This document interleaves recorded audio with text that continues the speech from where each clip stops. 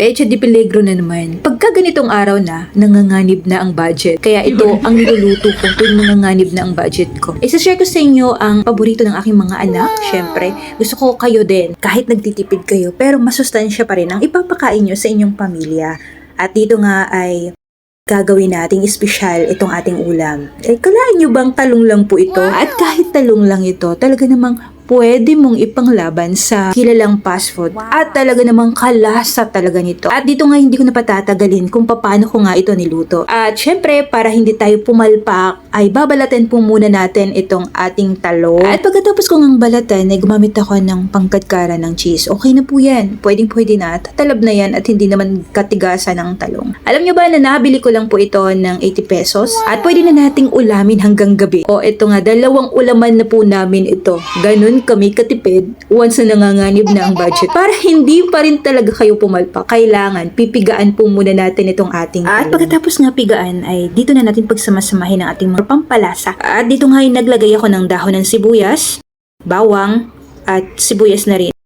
At para mas masarap ay naglagay ako ng magic sarap. Depende sa inyo kung maglalagay kayo, pero kung hindi ay pwede naman. At naglagay ako ng konting-konting asin lang at paminta. Ayoko ng maalat kaya konting asin lang. At paghalu-haluin na po natin ito. Pagka okay na ay naglagay din po ako dito ng all-purpose flour or kung wala ay cornstarch. At para mas masarap naglagay din po ako ng crispy fry pero konti lang yun. At nag-add ako dito ng isang itlog. Matipid na tayo nito ha, isang itlog lang po ang inilagay ko.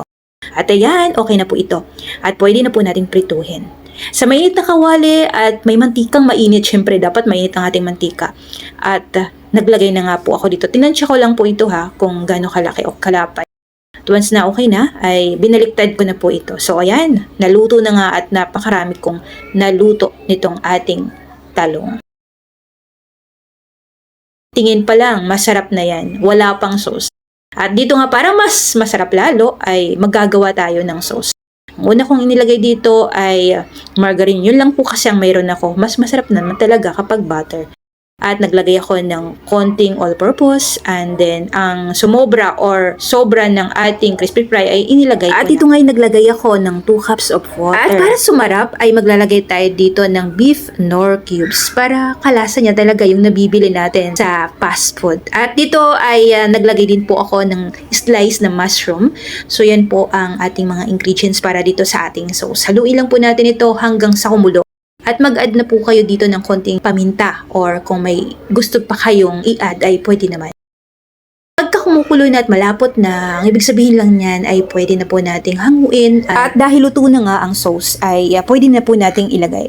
Pero dahil marami ang ginawa or niluto ko ngayon, kaya pagdadalawahin ko po ito, isi-separate ko yung kalahati at yung kalahati ang ilalagyan ko ng sauce para hindi po mapanis or para hindi rin po siya madurog kapag maglagay na tayo ng sauce. Dahil nga naparami ay 2 ulam namin ito at talagang tipid na tipid talaga. So ayan na nga, 'di ba? Hindi mo aakalain na ito nga po ay talong lang, 'di ba? Kung kayo ay nagtitipid, so yan, gayahin nyo na lang po itong niluto ko.